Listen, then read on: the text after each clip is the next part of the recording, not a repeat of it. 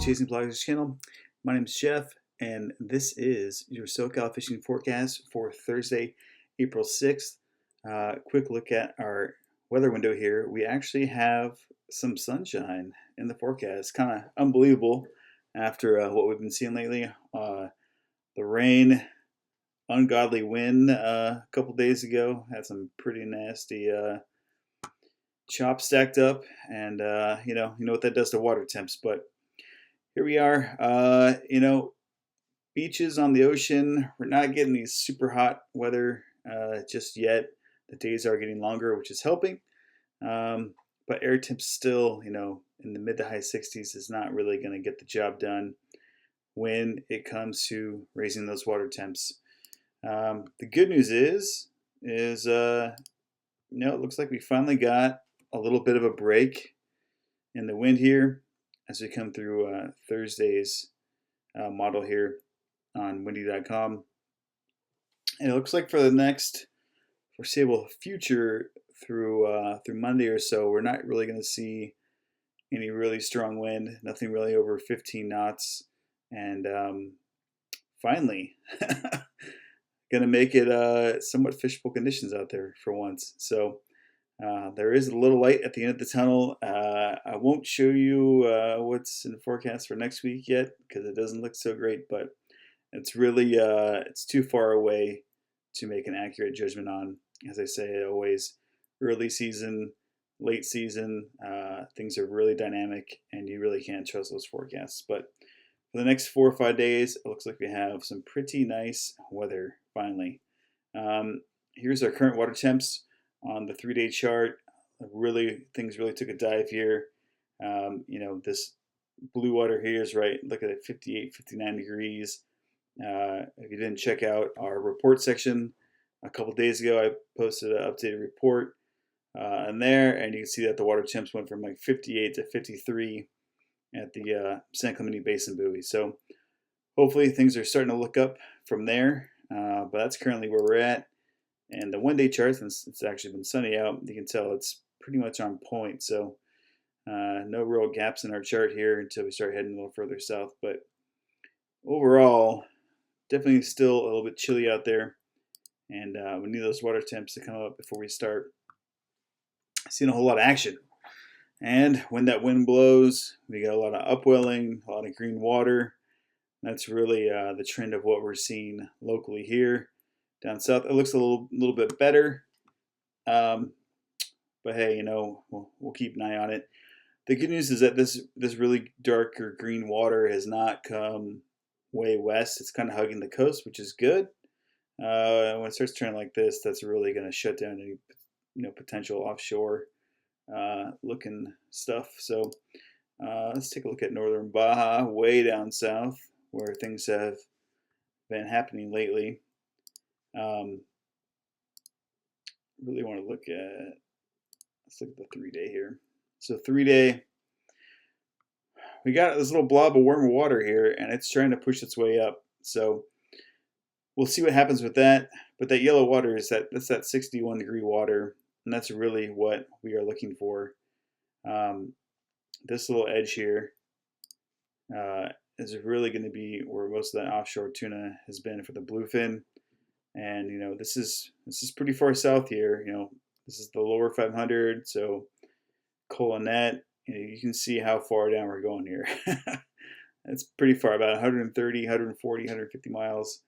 I'm sure if we look at our chlorophyll chart, we'll probably have a very similar picture like we had last week. Well, it's blocked out. Maybe the 8-day will help us. 8-day chart. It's starting to clean up. So that's where we want to be looking. We have some blue water here still, but really this area is until things clean up and warm up, you're not going to see a lot of offshore activity north of this parallel, so to speak, for now. But back to our regular chart, SoCal view. No more zoom here. All right, so as far as local conditions, obviously water is really, really cold. Island fishing has not been great whatsoever. Some guys get out for the rockfish lately.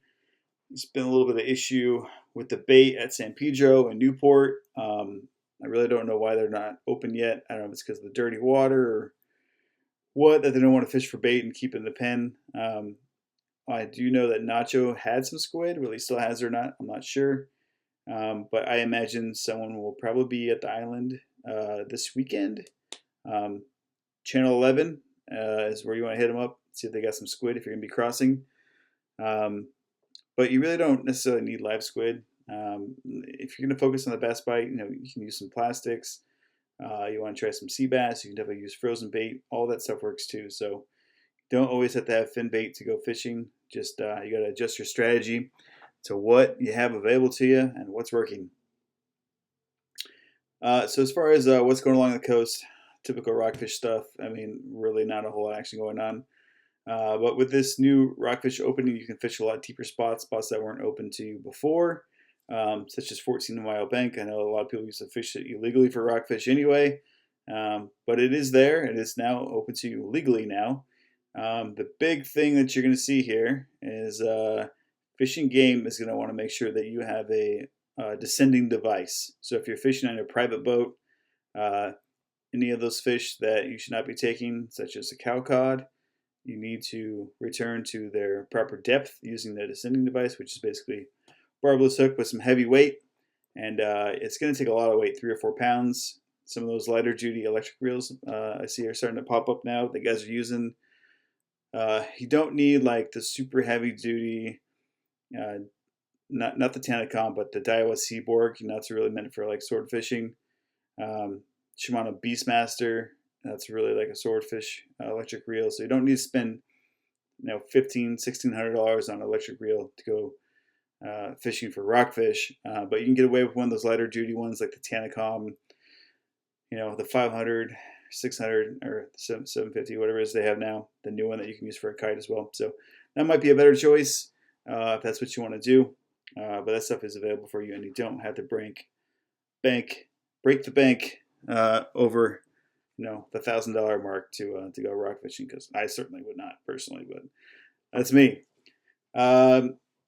Island fishing. Some poking around has been going on at the Channel Islands for sea bass, and there has been no signs, so to speak, so far. So you can kind of scratch that one off your list for now. Water, you can tell here, 55, 57, pretty chilly stuff here. So really, really looking for the 60-degree mark is kind of like the threshold to try and get some stuff to move up that way. Catalina. There was a little bit of sea bass going on before the wind, and I saw some pictures today of the conditions out there, and it looks pretty good. Watercolor looked really nice, that nice Caribbean blue stuff that we're looking for, where the sand bottom gets turned upside down, and it looks like the Caribbean out there, except for it's a lot colder. So match that up with some squid nearby on your favorite piece of structure with some current, and you'd be looking at some good areas to start poking around at for early season sea bass. As I always mention, I don't really name spots per se, but we'll give you areas that are known to work well.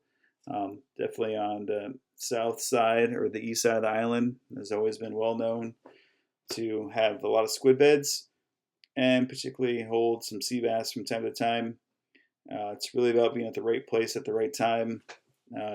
Don't take a lot of particular skill level. Sometimes your rod holder is the best fisherman than the guy holding the rod, but that's just the way it is with sea bass. So as this wind has chilled out, I'm sure there'll be some sport boats checking out San Nick. And Nick is kind of like the other Pandora's box out here with Tander and Cortez. It's far out there, doesn't get fished a lot.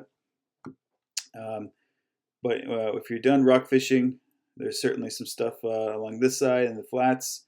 I caught my PB California halibut there, 56 and change. So still being the only California halibut I've ever caught. Plenty of Alaskan halibut, just the only California one. But it was a real one, so I guess it'll count. But so yeah, another area that might be worth checking out if you're looking to hop on a sport boat.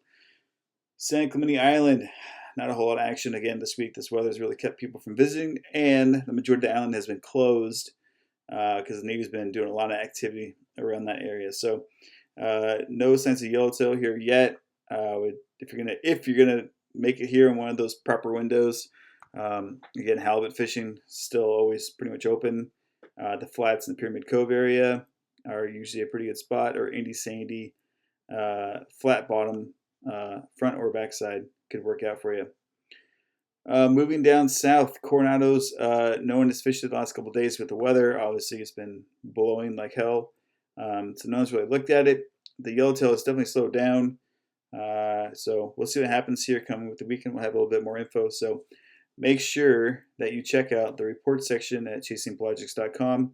And aside from our once a week video, we do post text updates and pictures in that section. So if you're looking for a midweek update, that's where you're going to find it from us. But until then, that's our current conditions and what we're working with here. Early spring still. I really don't even consider this like a season opener yet, but there are some boats down south on the prowl today, so hopefully we'll hear back from them what happens with the bluefin fishing, if they're still there or if they're still seeing them. So that's it for this week, guys. Thanks always, and we'll catch you next week. Cheers. Hey, thanks for watching. Make sure you subscribe to the channel and check out our website and online store at chasingpelagics.com. And make sure you share the stoke.